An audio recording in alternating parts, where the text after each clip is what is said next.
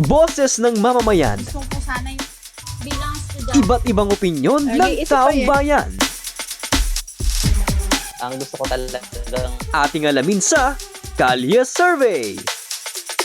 Sa bahay lang. Kasi during Holy Week, this is our time to recalibrate, tapos to recall the sacrifices of the Lord.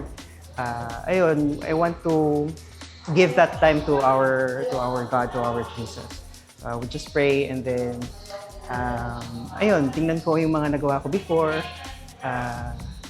Iisipin kung ano ang maling nagawa at kung ano yung mga dapat kong baguhin sa aking sarili. So, yun po. Sa bahay lang po. Bakit po? Magpapahinga po. Sa bahay lang muna. Bakit po? Cost cutting, mahal ang gasolina. Bahay lang. Bakit po? Ba't bahay lang? Mataas ang ng krudo ngayon. Tsaka yung mga bilihin. Hindi namin kasi hilig magbakasyon so bahay lang din kami.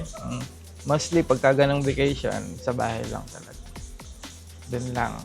Basta ganong mahabang vacation, bahay lang talaga. Actually po kasi ano naman po kami pupuntahan? Sa bahay lang po.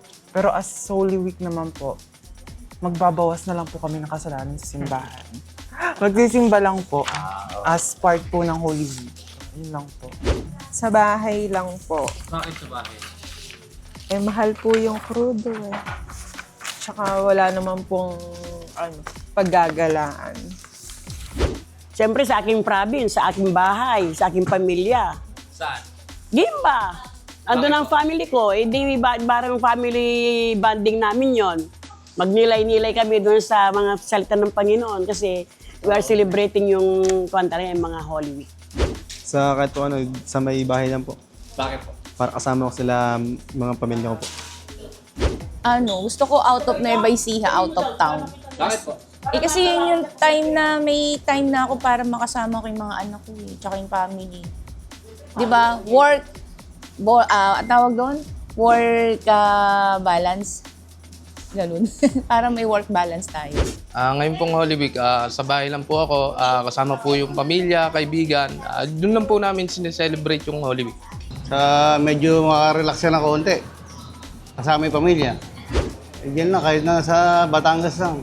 San Juan. Siguro sa bahay lang, kasama yung family. Bakit? Dahil ngayon lang yung oras para makasama ko yung family ko ng mas mahabang panahon.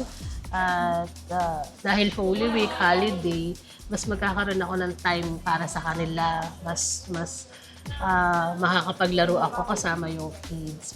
Magkakaroon kami ng mga quality time na talaga namang kailangan ng bawat empleyado. Kasi ang bakasyon, it takes time, money, effort, tsaka pagod. Kaya parang mas maganda na i-spend mo yung kahit saan naman siguro magbakasyon, okay lang naman yun. As long as na-spend mo yung quality time mo with your family. Boses ng mamamayan, Gusto ko sana yung bilang estudyante. iba't ibang opinyon ng taong bayan. ang gusto ko talagang Ating alamin sa Kalye Survey.